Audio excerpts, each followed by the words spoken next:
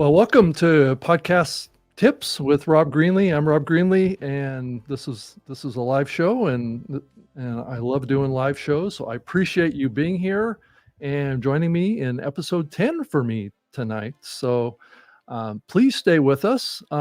We love your comments. Please jump in and give us some of your thoughts and any ideas that you want to share with us as well. And we will do the best we can to get it discussed on the show as well. If you have a comment or a question specifically for our guest, that would be fantastic, because we do have an amazing guest on the show that can maybe give us some podcast tips, which is kind of the namesake of this show. So we have Mr. John Miles, who's the host of Passion Struck podcast, with us, and he's in the trenches right now of keeping a show going and growing it and doing all the things that you actually have to do to build a successful podcast. And he's also playing around on the video side as well, and he's also growing a community and a movement around what he's doing too, and hopefully we can get him to talk about those issues as well. But really, the episode tonight is really focused on the basics of podcasting and what we all need to do if we want to be successful podcasters. Now, granted, each one of us kind of has unique skills and abilities that we can bring to our audience and the medium of podcasting, and it's just a matter of really getting clear on what those are and what your opportunity is. And we're also going to talk about the tools that we're using, or I'm using, as well as John, to do podcasting today, and how that's kind of an evolving landscape. So I wanted to also say that we have a growing community here around this show, and I want to thank you for joining me here. And I wanted to mention too, we also always do a giveaway at the end of this show, where we give away some StreamYard merchandise, and it's going to be a StreamYard mug, as well as a hoodie, which I think I've been kind of giving that one away quite a bit lately, because everybody wants a good cup of coffee.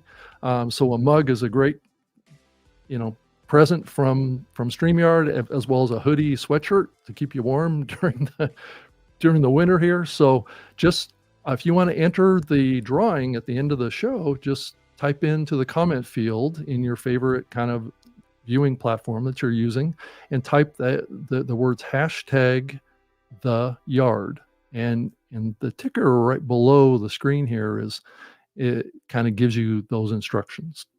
So if you don't know about that, that's an important thing to actually do to qualify for the giveaway. So, and we'll pull the cord of sorts and draw a drawing right on the screen. So if you haven't seen this before, oh yeah, and I see the submissions coming in right now.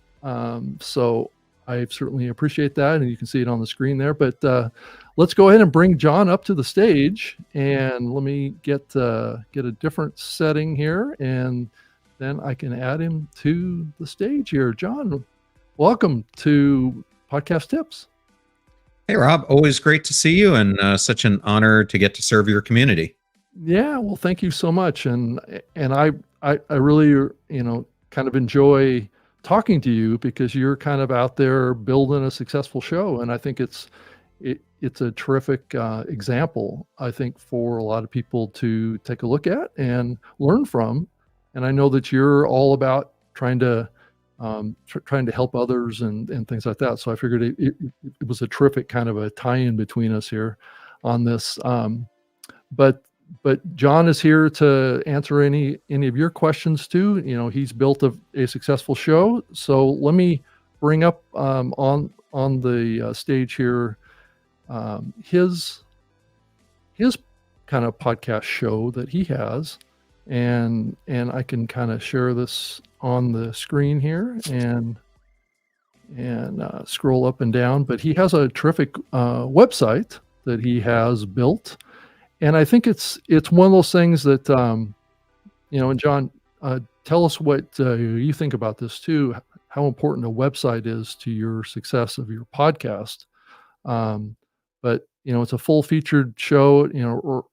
Right up front, it's got a link to be able to listen to his latest episode. It talks about his credibility of who he is, also to sign up for things that he's doing that will connect with his audience as well. But John, why don't you tell us a little bit about your thoughts around the purpose of the website and what you use it for and how it works for your community?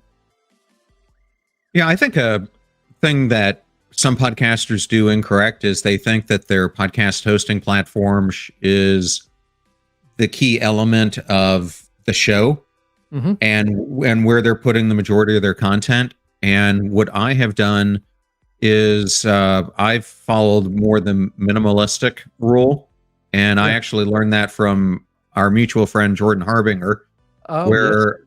where I put just a tiny bit of information in the show link on the actual podcast host, and then I put a link to the more expanded show notes, which I put into the website.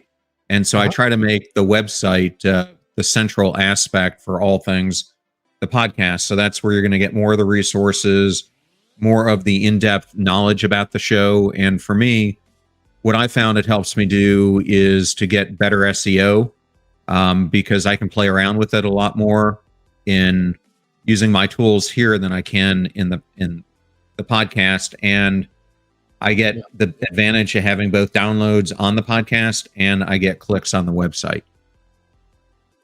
Yeah, I think that trying to leverage your website into your mix and being able to deliver more information to your listeners is very valuable because the metadata within the description of the podcast episode in a lot of these platforms is not very robust. It doesn't really have a lot of space or capacity where you can do a lot more if you control the space, right? It's just a matter of getting people over there, right?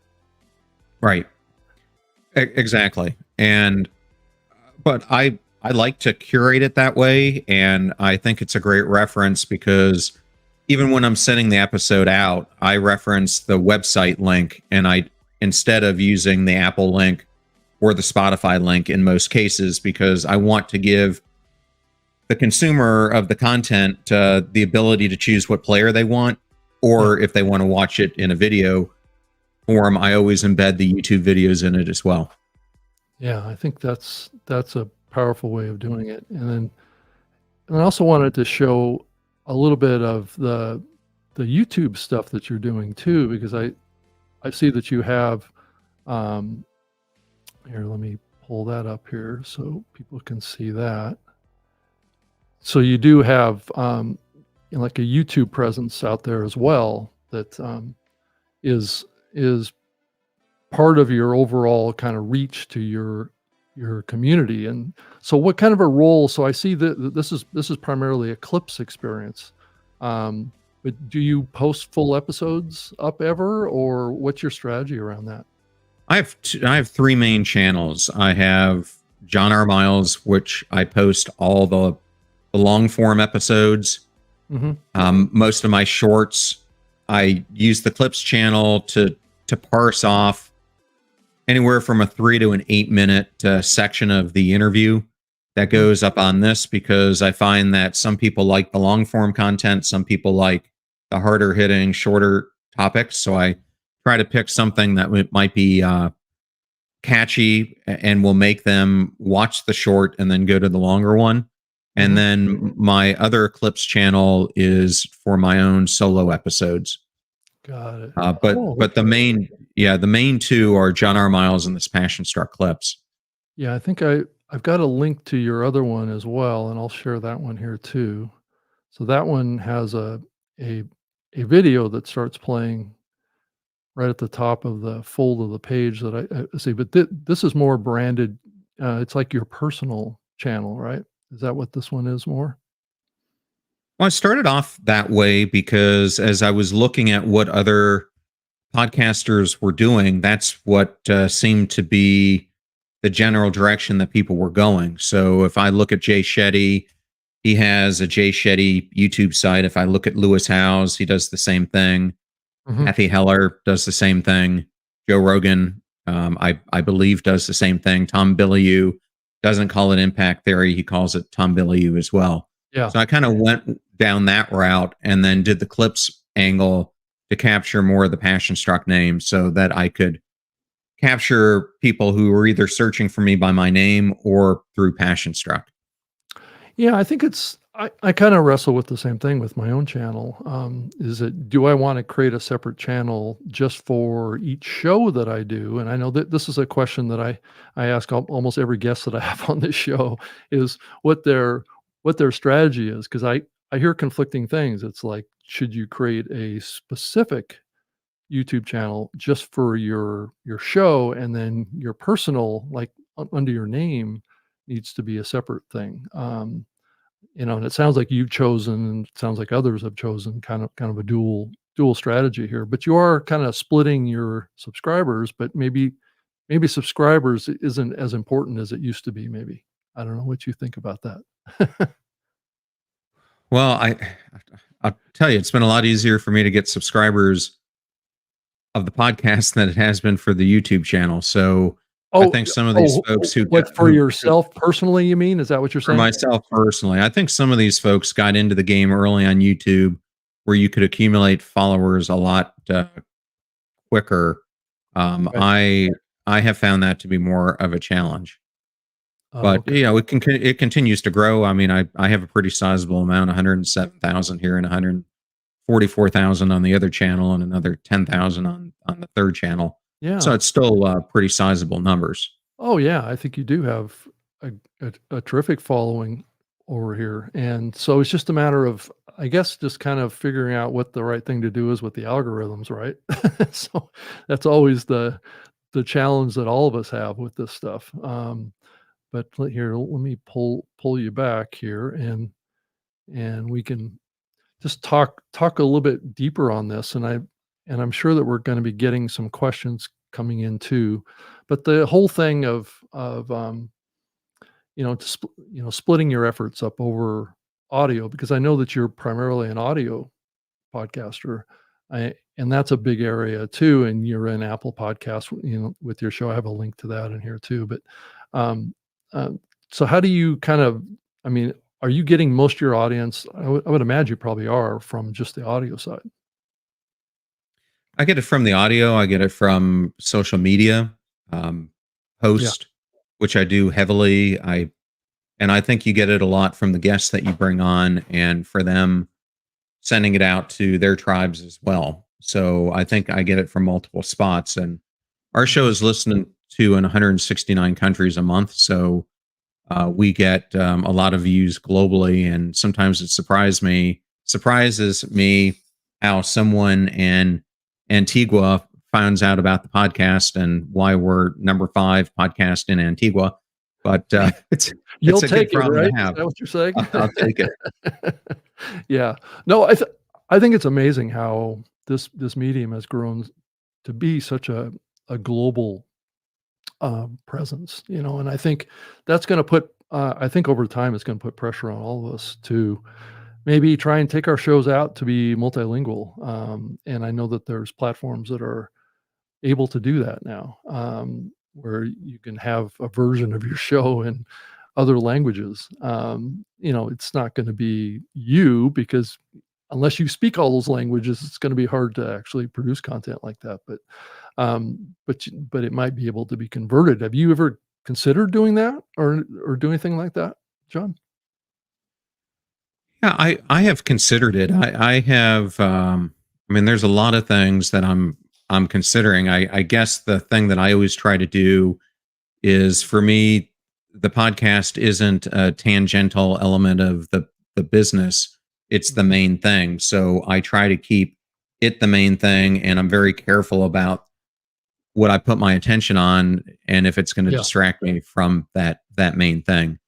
I yeah. have considered doing more videos, and I'm completely prepared for that at any time that everything shifts that way. I have just found that most people are still consuming especially podcasts through audio, and Yeah. they're not making the leap to video, which is why I haven't. I could easily put them up there in my podcast host. I've just decided not to do it for now.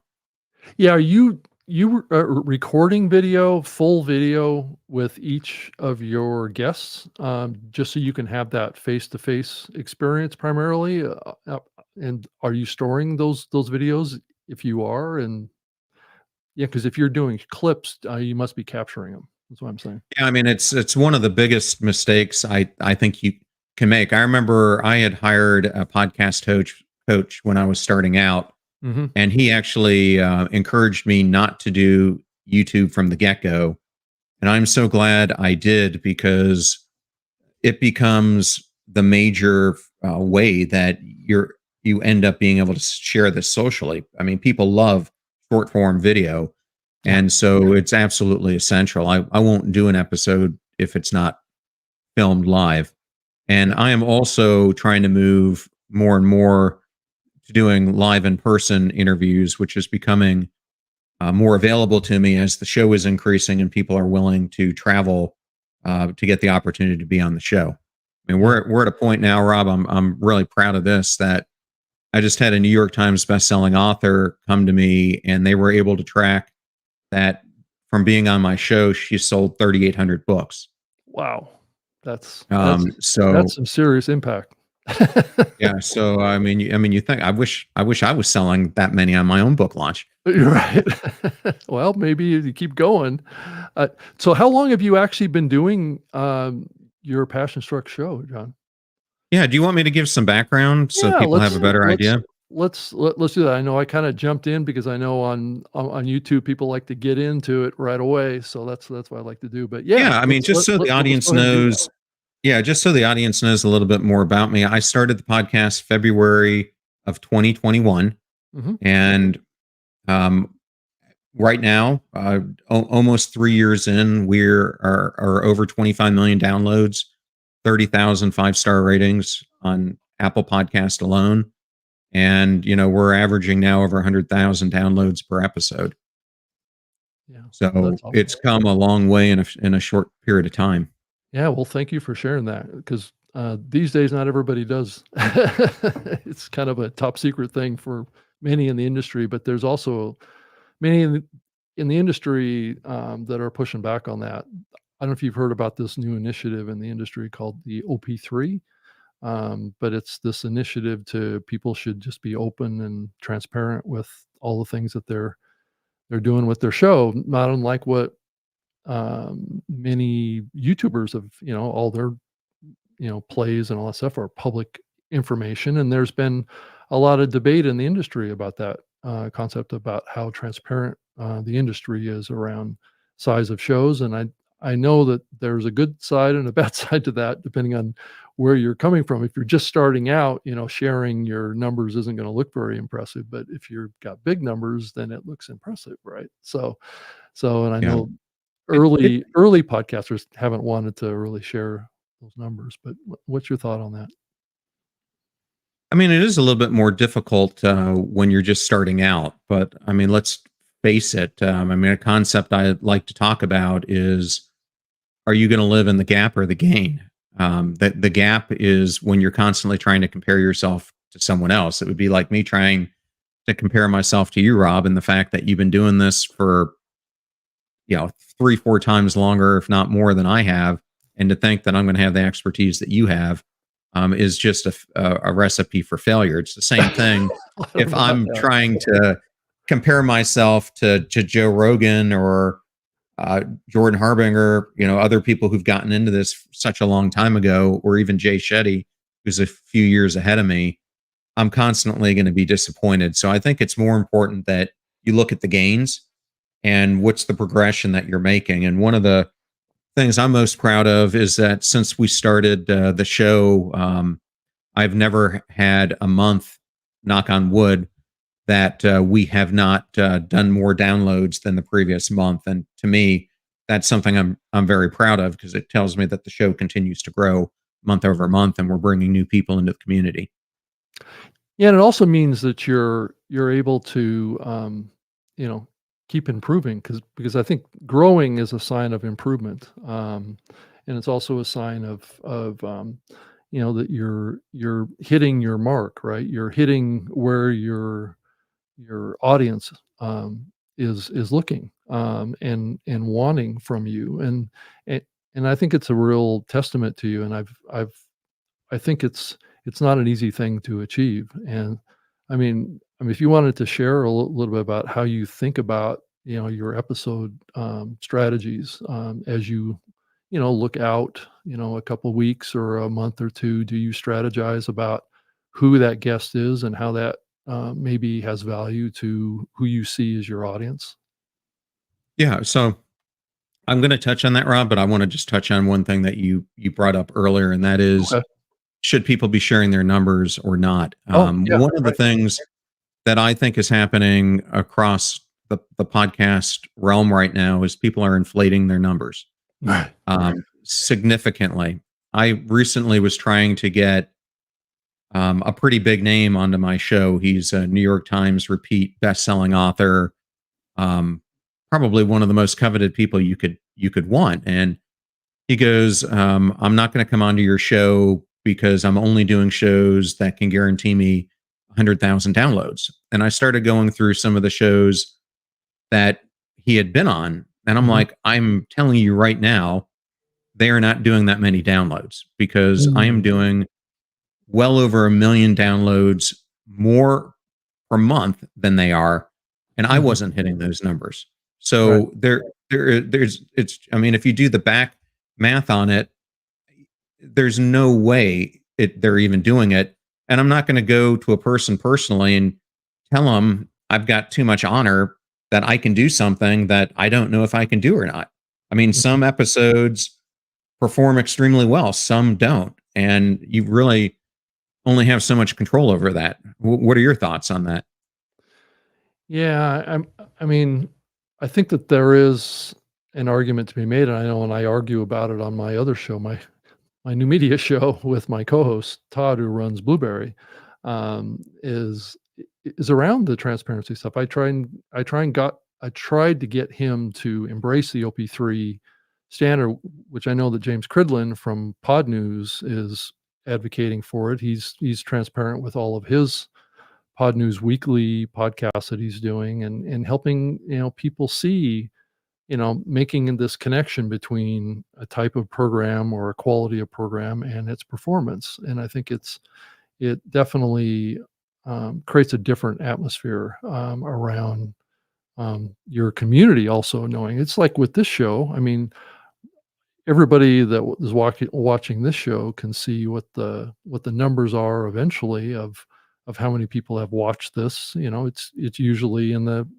sub thousand range, but I I have this attitude about audience that, if you've got a couple hundred people, and you're hitting fantastic numbers, um, but if you're hitting a couple hundred people, you shouldn't feel like you're a failure for that. I mean, those are people that if you do a good show will tell other people about your show, and there's a great possibility of growing. But how many times do any of us be able to speak in front of 100, 200 people at a time? I mean, it's a responsibility, and it's also an opportunity too. And I think you're a great example because when you started, back a few years ago, um, I'm sure you started humbly like any other podcaster does.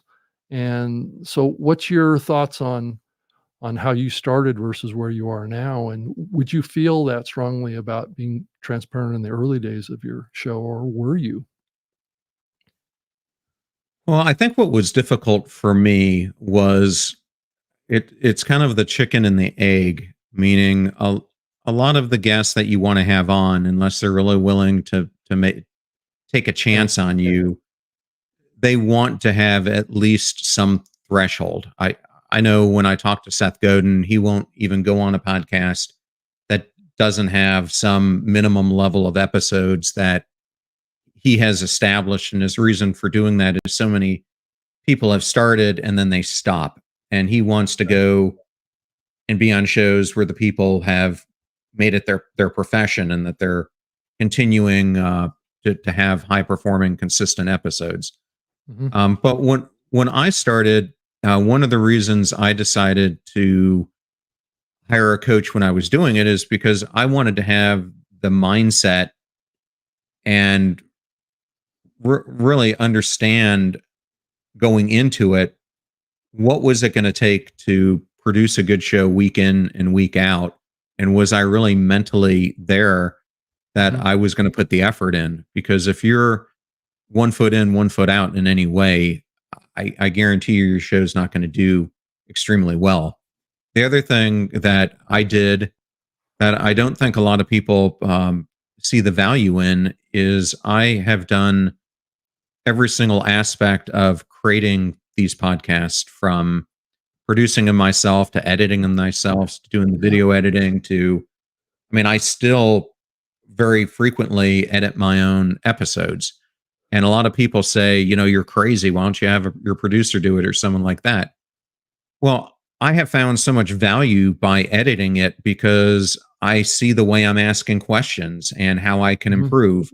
I hear the answers I'm giving, and it's kind of like going to Toastmasters, and you get better at eliminating filler words and other things that you would have used. So I think it's been that constant trying to level up where I'm at that has Mhm. also helped to make the show a better show overall.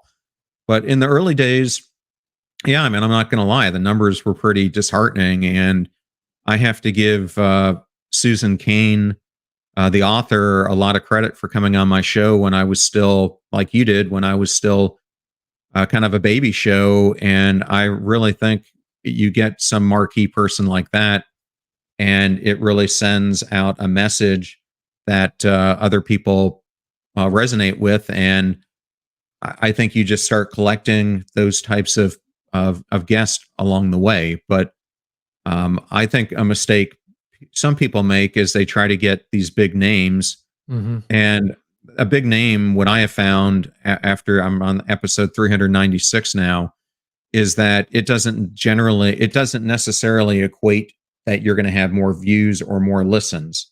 I have had what I call everyday heroes on the show whose episodes have done far better than, A-listers. And so to me, I try to balance it between staying true to the message and the people I'm trying to help in my audience, and then bringing people on who are A-listers who I think are going to support the audience. I don't ever bring anyone on just because of their name recognition, um, because I think it's a mistake. Because I think people come to the show because they're looking to hear certain guidance and they know the lens in which we do our show.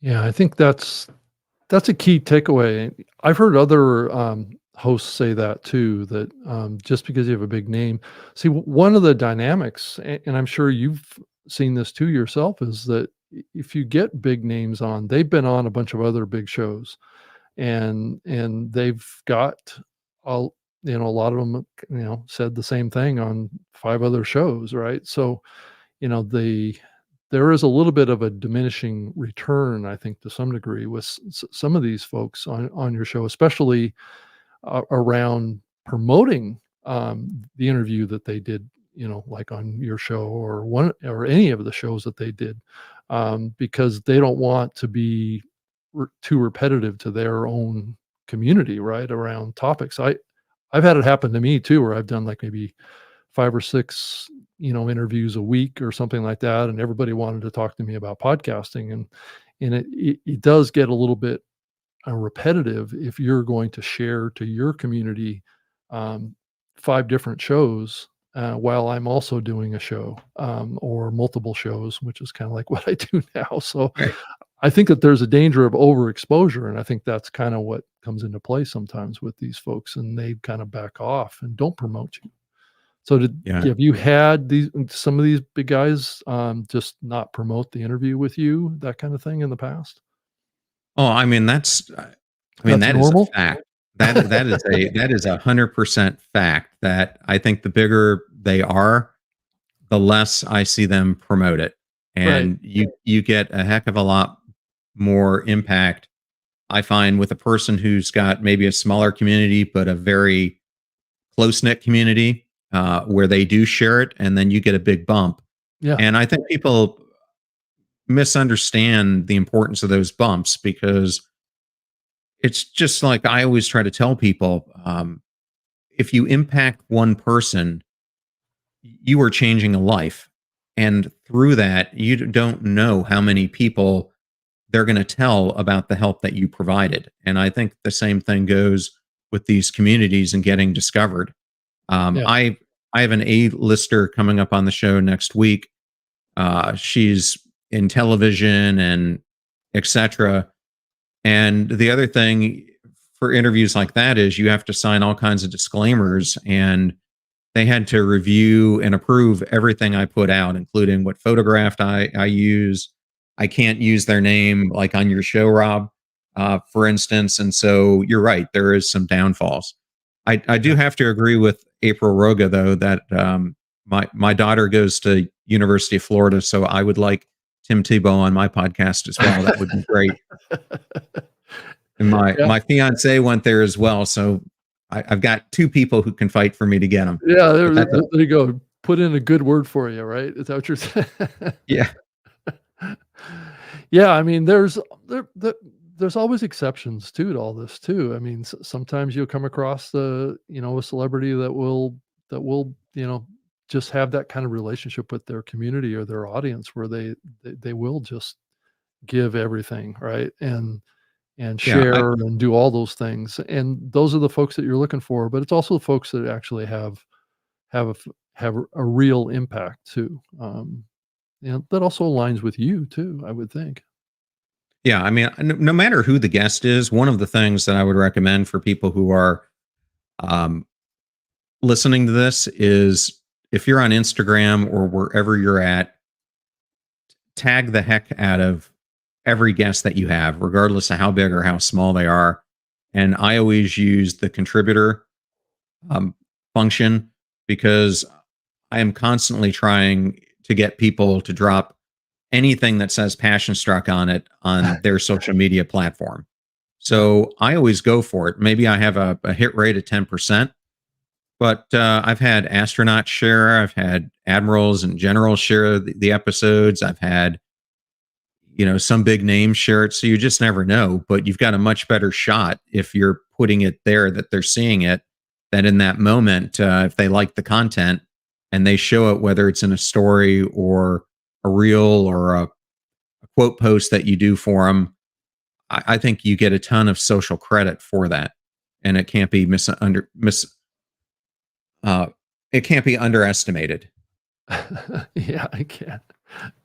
Yeah, I can see that April wants to join you when you catch Tybo.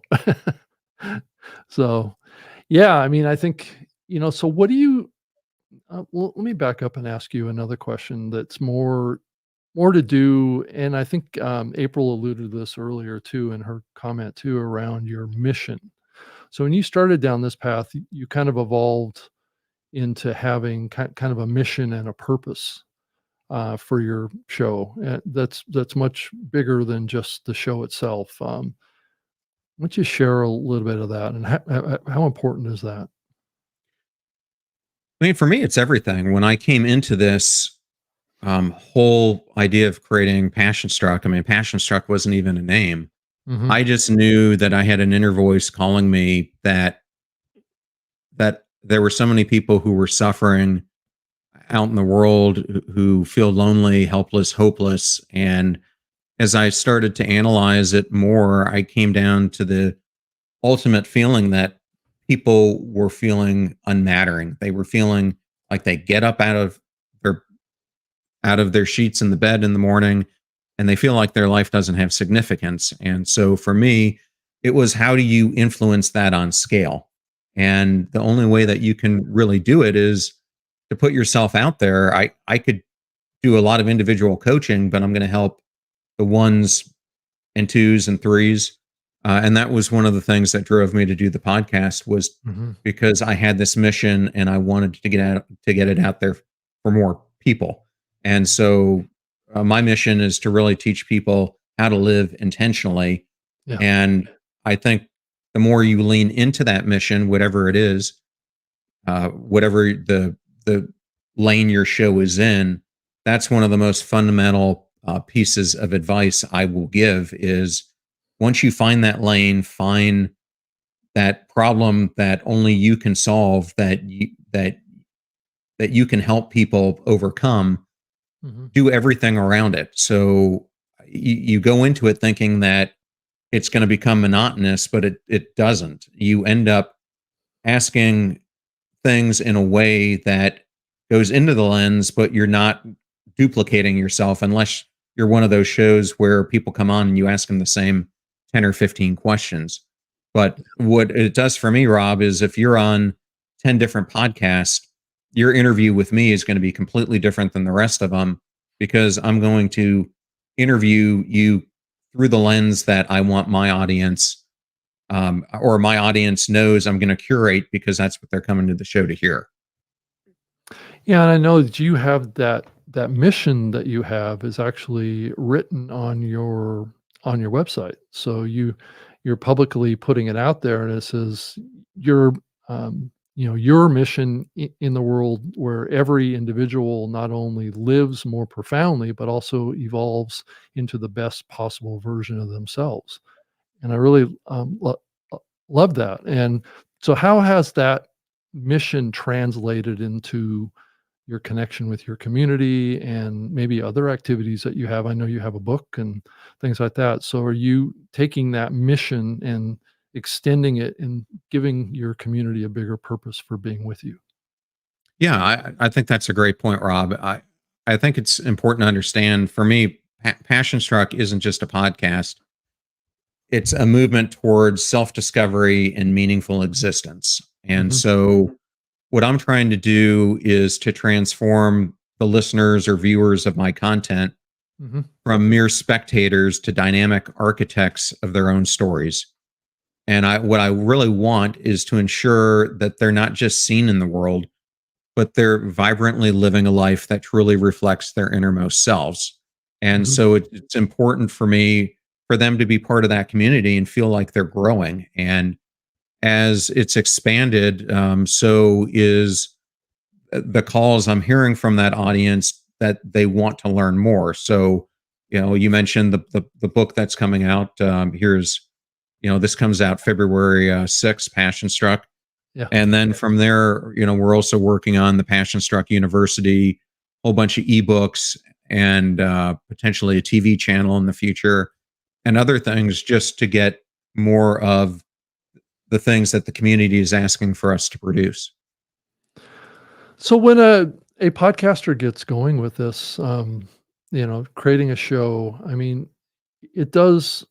And I've been thinking about this too a lot is that, building other media around your show, books, building, like maybe audiobooks, maybe doing other types of content is really a profound strategy. Now, I know that not every show concept but probably lends itself to that as easily as I think yours does. Um, but, do you think that, every show or most shows should have kind of like a mission statement of what they're trying to do with their community and then try and find ways to drive increased value to their audience in other media? To me, I think it's very important because it helps people who are searching for that need that you're trying to provide Right. to find it. So I know even right now, as I'm doing a book tour uh, and getting on podcasts, I'm very mindful about who is their community, what are they trying Mhm. to serve, am I the right voice to be on it? And it's been a really interesting exercise as I've been looking at literally hundreds and hundreds of podcasts to understand, what people put in their description because I do think it matters. Um, and I don't think people understand how much these little things really matter, even down to your album cover that you use, the show music that you use, the cadence that you use, and how you're setting up and orchestrating your episodes. I have found it all matters immensely more than you would ever think. But it's how it all kind of comes together um, is where I think the magic happens. Yeah. Are you So let's talk a little bit about kind of the tools that you're using to do what you're doing here, at least on the podcast side. Are you getting involved in AI tools at all? Are you trying to take advantage of what's happening in the podcasting space, or are you doing things how you like maybe always did prior to the AI tools? No, I'm definitely experimenting with them. I mean, you and I have had some conversations Yeah. on that. It's difficult to produce show notes, especially if you go to the show notes that I do. They're pretty extensive ones. Yeah. And probably for the first 150 episodes that we did, I did every single one myself. Hmm. And that means you've got to go in there and do a ton of manual work. So I love some of these tools that have come out, whether it's CapShow or Swell or some of the others that at least give you a runway um, to help you be able to do it more efficiently. Yeah. Now I still go into it and do a lot of changes to personalize it, or now my staff does. But I definitely think that they're helpful. I use all kinds of AI tools as well to look at Hmm. words for SEO and titles um, and how to best position. You were asking me before about like guest and how I'm looking at future episodes. Sometimes, I'll even use AI to help me come up with themes that I want to do throughout the year that I might not put out to the community, but subliminally they're there because one of the things I have found, at least with my show, is I like to teach people things in complete random order.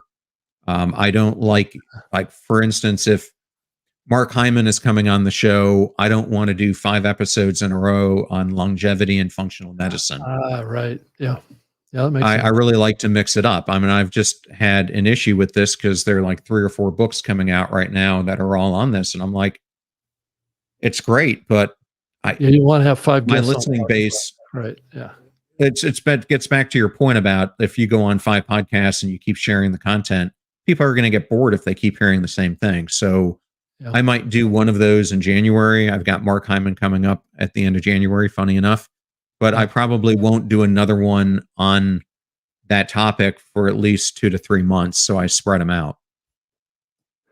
Yeah, I think it's interesting. I know when I started many years ago, I did kind of like a variety show where I would have I would have like three guests on my show every week, three different ones, but they would be shorter interviews, and so it would it was really kind of a variety show, and it's interesting that you talk about it in that regard where your topics vary. And because there's also a lot of people that talk in the industry that, well, you have to go niche and you have to niche down, right? And talk about kind of to some degree, this show is representative of that to some degree of niching down, saying podcast tips, which is very specific, right? But passion struck, if you contrast that to that, is not it's specific in a big way, right? Versus specific in a very specific way. And that's, it's passion around people's lives and what people do in their lives, and that opens the gate to a lot of other types of content that you can put in there. And a lot of podcasters, once they niche down too much, they run out of things to talk about because how many times can you talk about podcasting, right?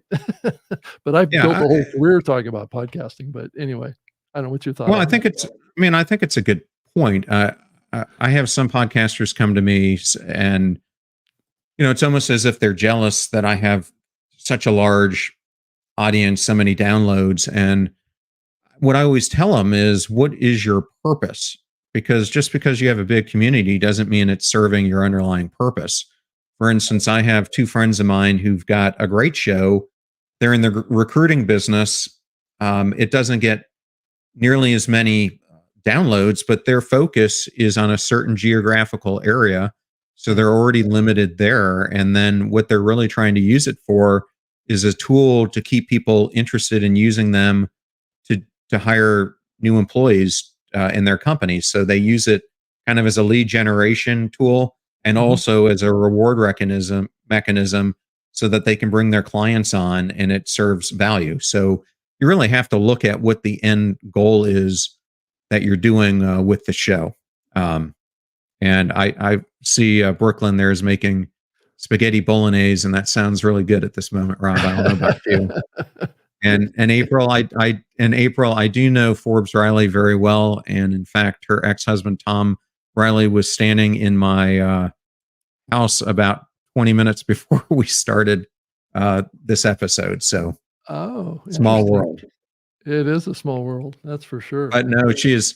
We have talked for almost 2 years about having her on the show, and she travels so much that it just has not come to fruition. But her kids and my kids are the same age, Oh, interesting. and went to school together. So yeah, I know them very well. So how do you see the advertising side of podcasting right now? It's there's a lot of consternation in the medium right now around advertising, and so I was just curious. I know that you're involved in that, and is it something that uh, has gone smoothly for you, or where do you see the bumps in the road right now around sponsorship and advertising of your podcast, and what you see kind of more broadly in the industry right now? Yeah, I mean, it's definitely something that's very important because it pays the bills. Right, right. Um, I I personally have seen a shift where a lot of the advertisers took some moonshots on many podcasts, and That uh, didn't work out, right. it didn't come to fruition. I mean, Right. they were laying out. I wish I would have signed one of these deals a couple of years ago because some people really got paid some big dollars. But I think it's made them, unfortunately, become a little bit more cautious. So Mhm. what I have found is a lot of the brands are doing a lot more testing than I would like to see them do. I would like them to give me some more commitment early on. But a lot of them want to test you out 2, 3, 4 episodes, see how they do, and then go from there, which I get. But from the podcaster standpoint, you want some certainty in your Yeah. projections. But I think for me, I've seen a lot of fluctuation in the CPMs, Mhm. especially I've seen them come down more than I've seen them come up for sure. And Well, I'm still and struggling fewer with campaigns too, right? Is that part of it yes. too? Yeah. And I'm still struggling with the podcast hosting platforms and their programmatic programs because they significantly undercut the CPMs. I mean, Mhm. dreadfully low.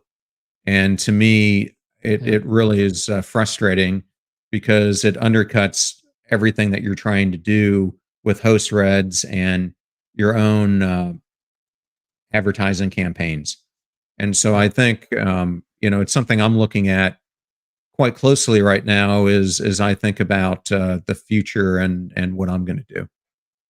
Yeah, I think that there is kind of some tension around that right now, and I agree with you. I think that there is this feeling that people should go back to doing more host reads, because it better connects with audiences. It has a better ROI for the advertiser, and the podcaster gets paid better by doing those kind of spots. The only challenge is that it takes more work, right? For everyone Yeah. to do those kind of campaigns, and but yet they are the most effective, and they're really what built this industry from the standpoint of the advertising industry. And have you gotten pulled into this whole content moderation stuff with like a barometer or Sounder or some of these where they're evaluating your content for brand suitability and safety? So I want to address what you were bringing up first, Oh, yeah, because I that's think it's fine. valuable. I asked a couple of What- questions. like the first 18 months of the podcast, I'd say 90% of my ads were host read. This Right. past 18 months, it's been all DAI. And I prefer the host read personally. I mean, it's not doesn't take us too much effort to insert them into an episode that you're creating anyhow. Yeah. And I like the stickiness of it, but I've seen a major pull away from that, and I'm trying to get back to that for the very point that you make a higher ROI on it, and I think it's stickier also when the listeners hear it rather than continuing to hear the same ad, 100 times in a month.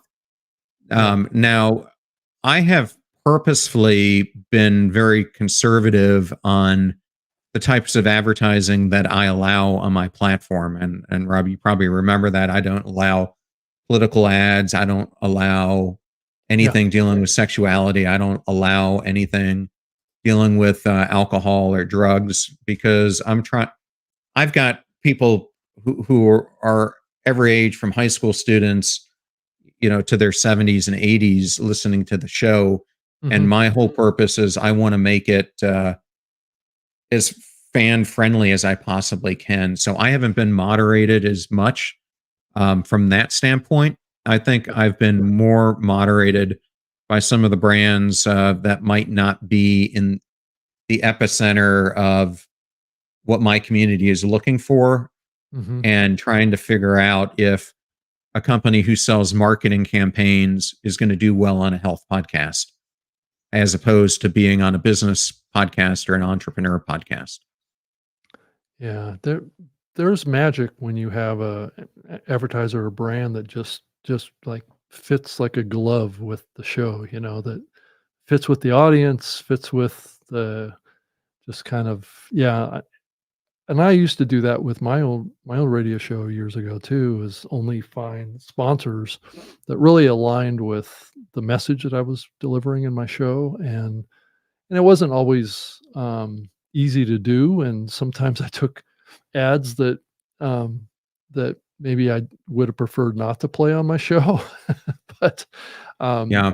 but those were ads, that paid the bills sometimes, and you do have to kinda weigh those choices around, revenue versus, what that message is, and sometimes it's a difficult balance, around that, especially during tough economic times, and I know that we're in that right now, where I'm sure there are many shows up there that are like, Do I wanna say no to that ad?" Because I need the couple $1,000 or $10,000 or whatever it is from that advertising campaign. Do I Keep turn it going. Yeah. down? Right. Um, that's a Yeah. that's a tough thing. It is. And I feel like I'm a human guinea pig because since I'm in the health space, everyone is trying to bring health products or new health products on the market. So, I mean, it is fun because you get to try out nootropics and everything else. But I think I had my blood drawn 15 times last year because of all these tests that some of these advertisers want you to do to test your mineral levels or your glucose levels or your hormone levels, whatever it may be. So that gets to be a 23 little and Me or something like that, yeah, right? Yeah. it gets to Yeah. be a little unfun after a while. Now, Yeah. Now, Rob, a topic I did want to explore with you is Sure. I've been on this tour of trying to get on podcasts, which I have to tell you, I thought was going to be a lot easier than it has been, and so it's giving me a lot better appreciation for authors who are trying to get their books out there Yeah. because I expected, given the size of the show, top 0.01%, top 100 shows currently in the world, that it would have been pretty easy for me to get on comparable shows. And I have Yeah. found it to be everything but. And one of the things that I'm leading to is a lot of the shows that I have tried to get on, when I finally get to a human being and can talk to them, they go, "Yeah, we'll bring you on, but it's going to cost you anywhere from $5,000 to $30,000 to be on our show." And to me, I think it's something I have never done on Mhm. my show. I have never charged a person to date to be on it, and when I hear that that's their cost for producing a show, I know it's BS because I know how much mine costs, unless they're Right. paying astronomical fees. And so Yeah. currently, I have turned down every single one because I would rather be on 20 small and medium shows than spend $10,000 for the chance to be on a big show because I think sometimes those smaller shows can carry more weight for you when you're trying to push your personal brand or a book or something else than maybe some of these big shows. What do you think about that? Yeah, I think, once we kinda moved into that era, and increasingly it's been happening. It's kind of one of those things that happens in the quiets of the medium. People don't like to talk about it too much, that shows are doing that. But it has been bubbling up. And I would think right now it's probably bubbling up a lot more than it did maybe a year ago. Because when podcasters were able to make good money from advertising or sponsorships or those kind of things, they probably felt less of a need to do that. But now they're trying to extract wherever value they can do that from, and I don't think it's good ethics to do that. I think it compromises potentially the quality of the show that you have. So in the other question is, are these show hosts disclosing that they're doing this, or is it kind of a backdoor deal? And I think that's a little bit of an ethical question, because now you're paying for placement, and is it really true content or is it an ad? I guess it gets Yeah. back to the values of the host and the guest, right? Of what they do on the show. But it's still a little, it doesn't feel quite right, does it to you? No, I mean, I get asked all the time, to have we want the CEO or the CMO or you name it of our Yeah, company to come on your podcast and pontificate about this product. And um, I mean, to date, I've turned them all down or said if they do come on, I want a sponsorship promoting the episode. But I mean, that would be a case in the future that maybe you could look at that dollar figure. But to me, it's a hard line to cross. Um, yeah, it and is. and I see Allison Jordan is asking a question about Yeah, sponsorship, and no one wants to give money to mental health. Um, I, I, I, I guess I would ask Allison, how is she going about finding her sponsors? Is she using a third party to help her do it? Is she trying to do it on her own? Because although I wouldn't say that we are 100% a mental health podcast, Passion Struck.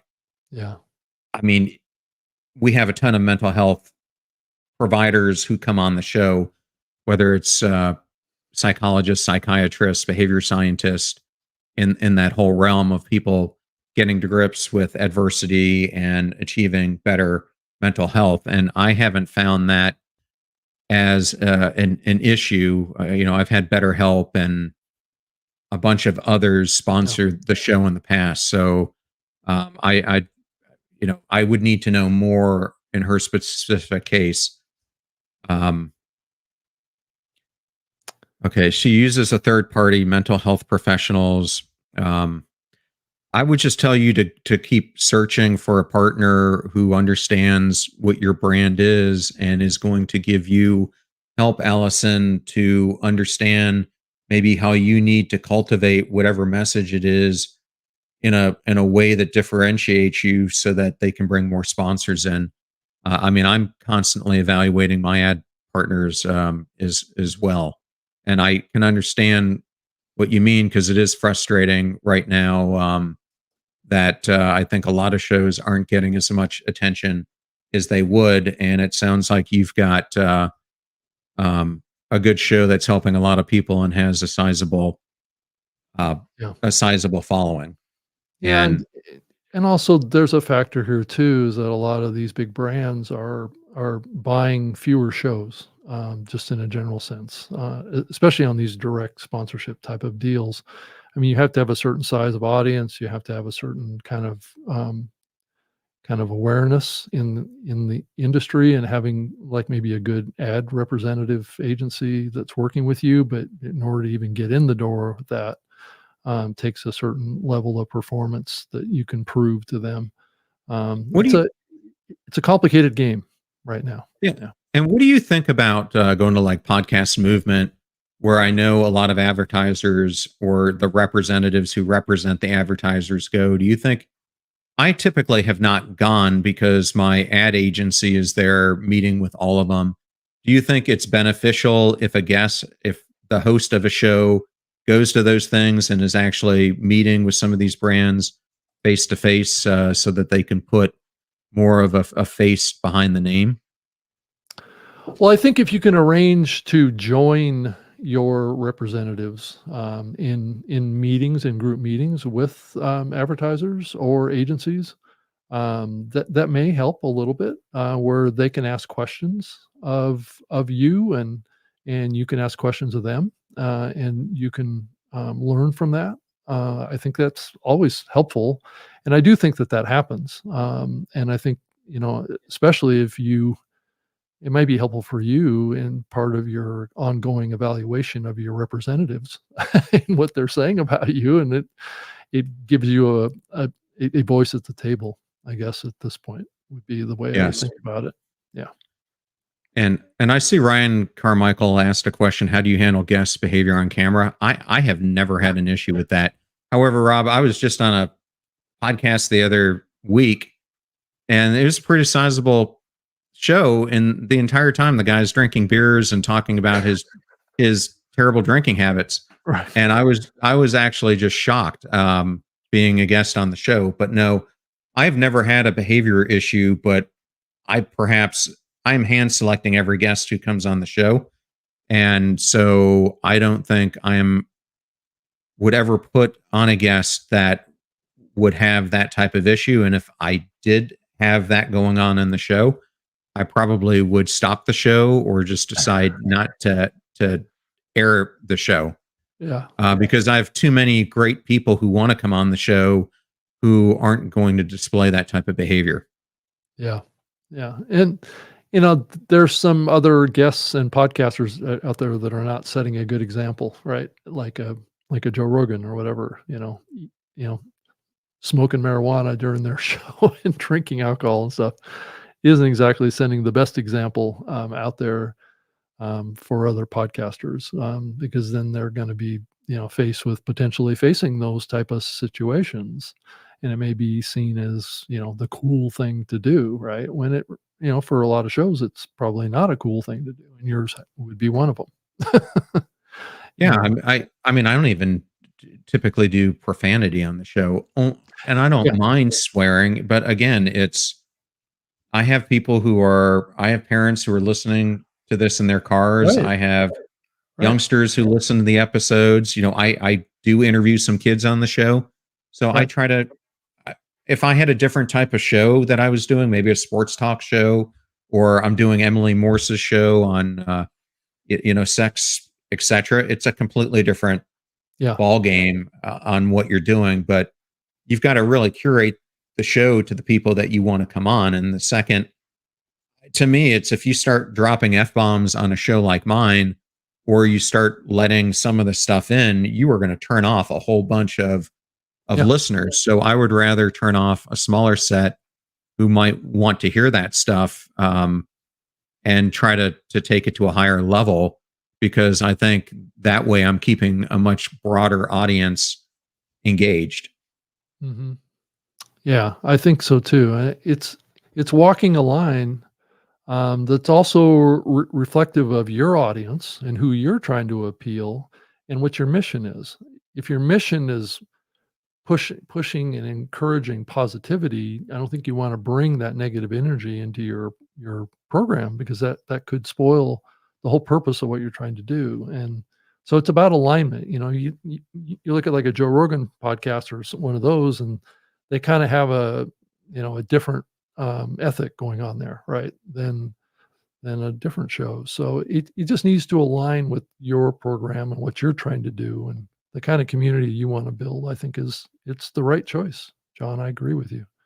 Yeah, I think So April said it very well. We attract who we are, so be the example that you want to attract. I think is a right. very good thing. And I mean, the most common thing that I get from my community is, do I live what I pontificate? And the answer is yes, because if I didn't, I wouldn't be authentic in talking about it. And Right. then that's something that's a huge thing for me is, if you're in the self-improvement space and you're talking all this stuff and you're doing 180 degrees differently, then what example at all is that setting? So, Yeah. do I do everything? No, because I'm a human being, but I mean, I try to emulate everything I say. And in some of it, I'm better at than others, but I'm constantly trying to get better. Right. And And bringing on that kind of content is not helping you get better, typically, Yes. probably. So, so it looks like we do have a question. How do I bookmark spots on the video while I'm live streaming? So there is a key that you can hit on your keyboard. I don't actually do it myself, so I'm not an active expert at it, but I, I believe it's like Control B or something like that, and it'll set a marker in the live stream in the back end, to help you, mark where you might want to cut this for a short clip of sorts. And that's really kind of the purpose of it. But John, I think we're getting towards the end here, and I know everybody's probably getting a little antsy, about getting that sweatshirt and that mug. Okay. Hey, So can I get you to answer one question though, if you know it, please Rob? do, Because it's please actually a do. question that I'm wondering. Can StreamYard broadcast to Instagram yet? Because I've been looking for a platform to do Instagram lives on. Yes, but that relationship is still evolving and improving. So that API relationship with the Instagram folks is available through StreamYard. Getting it set up and getting it working properly is still a little bit buggy. So I've been trying to do it with this show too, and it hasn't quite worked yet. so Okay. so it's really a matter of just kind of having a little patience with it. But I think that's coming, and I think it will be a reliable place to push this out to, not on like a LinkedIn or a X or a Facebook. So that's definitely on the roadmap, and the company's working on that. And there's other platforms too that are probably on the horizon that we're going to be able to push to live as well. And it gets, to some degree, it gets back to, well, how many platforms do we need to push to? Um, but it's definitely something that's coming, and I think it's an important platform for a lot of people. It maybe is a little bit not intuitive to think it's kind of like streaming live to TikTok, right?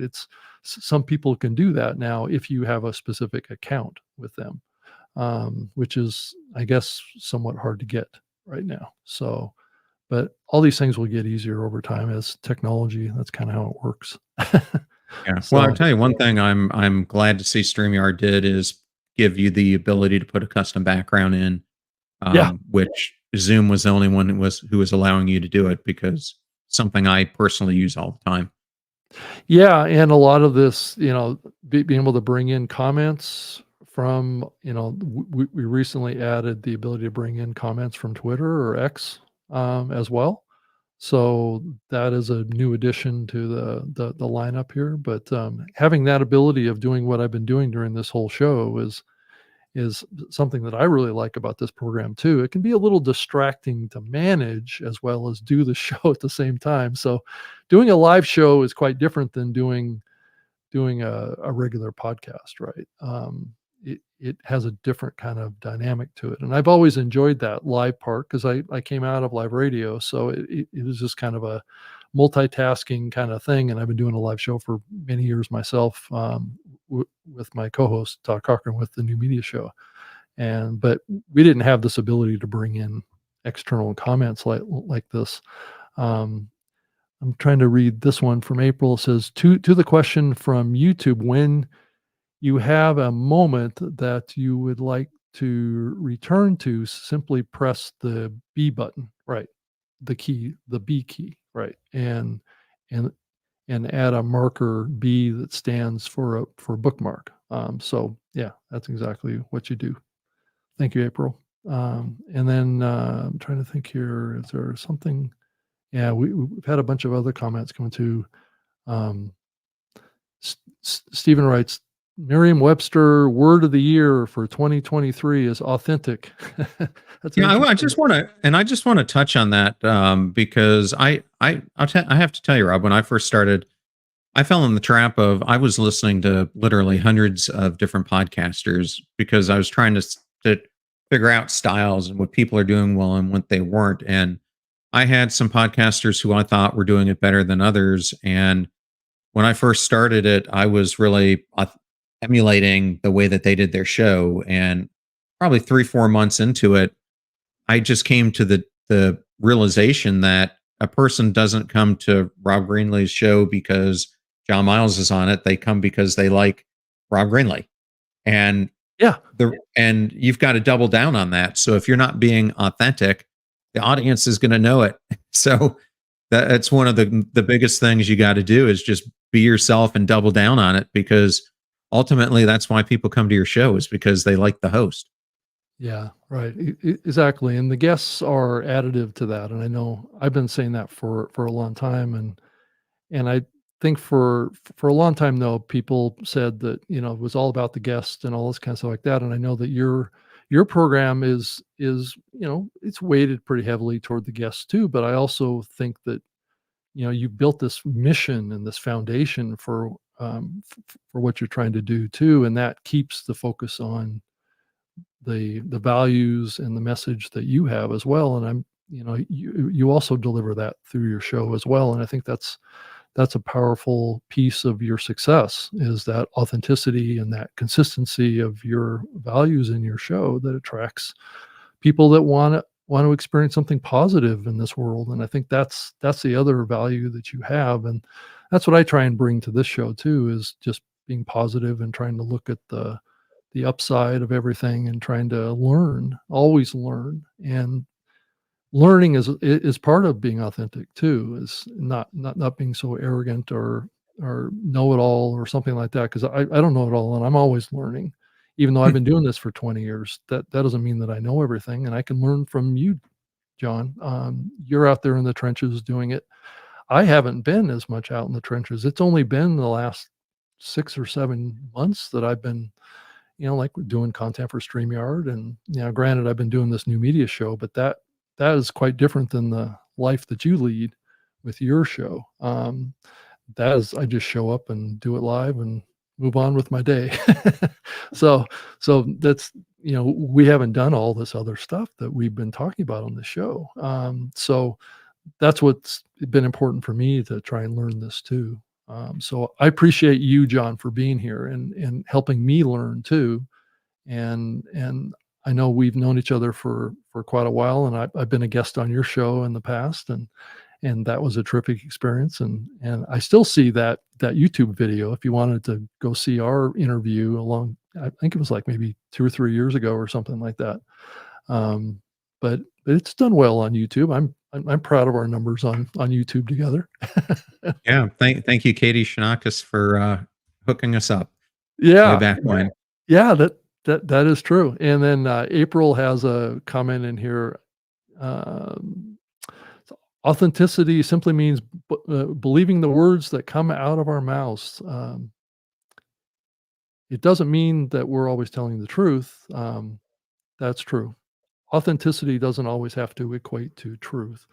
It just it's more of an emotional feeling about another person. And so let's see if we have any other comments that are interesting. Um, Thank you for that. And so I think what we're going to do now is move on to the drawing. I think we're well into the episode now. I think we covered a lot of the questions, and I think that those last couple of ones that we had were really, really good. So let's go ahead and pull up the drawing for the StreamYard mug and sweatshirt. I don't know that everybody has seen that, but let's go ahead and let's see how many entries we have right now. Let's see, we're up to 36 entries right now. So go ahead and enter the yard into the comment field if you have not done that yet, and you will be entered into the drawing to get a shipment from StreamYard with a couple of swag gifts. So go ahead and here in the next couple seconds here, go ahead and type that in. Okay, I see Allison got hers in. Um, and it looks like Allison is following me. Thank you so much.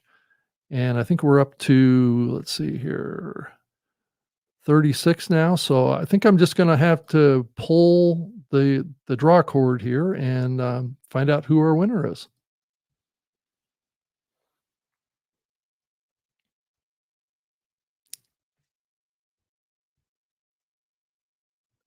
All right, RC Nito. thank you so much for entering the drawing here at the end of the show. Send me an email, and I will put that up on the screen here with your address and your sweatshirt size too. If it's a large, medium, whatever that might be, and we'll get that sent out to you. So it's at rob.greenlee@gmail.com. Send me your address, your mailing address, any of the comments that you have about the show, or I would love to hear your thoughts about what we talked about today, and maybe a topic that you would have an interest in hearing in the future. And I would definitely like to hear from everybody. If you want to send me a comment or a question or something like that that I can address in next week's show, that'd be fantastic. Because my plan for next week is to just do a solo show, so it'll just be myself. And I'm just going to be here taking your questions and talking about some key tips to podcasting before I get back to bringing guests again. I was wanting to kind of create a few episodes with guests and then create a few episodes with me just doing the solo show. And I'll come up with a topic, but also, it's really going to be important that you get in there and ask questions, and let's really kind of get practical with all of this too, and try and help you become a better podcaster. So, John, thank you so much for joining me and being here. I appreciate it so much. Thank you. Yeah, my pleasure, Rob, and thank you, audience, for all the great questions and for staying with us the whole time. Appreciate it. Yeah. So the best way for a viewer of this to keep track of you and your podcast is to go to your website, right? Passion Struck. Yeah, passionstruck.com. And if you are interested in ordering the book, it comes out February 6th. But if you do it right now, before it comes out, I have curated some incredible bonus gifts that you will get if you buy it on Amazon and then come to my website and put the information in. But thank you for having me, Rob. Yeah, well, thank you for all the terrific insights. It's always interesting to talk to you and learn from your experiences out there, because it's an ever changing landscape of what's happening out there and what's working and what's not working. And I just appreciate you being so open about it too. So thank you so much. So thank you, everybody that's joined the stream. I know people come and go on these streams. So if you're watching this on demand, I will be back with a solo episode next week, next Thursday, at 7 p.m. Eastern, 4 p.m. Pacific. And that'll be a different experience for you, because I've usually had a guest on. So anyway, well, thank you so much. And let me exit the show a little bit here. And I hope you have a wonderful rest of your evening. And good luck podcasting out there. So let's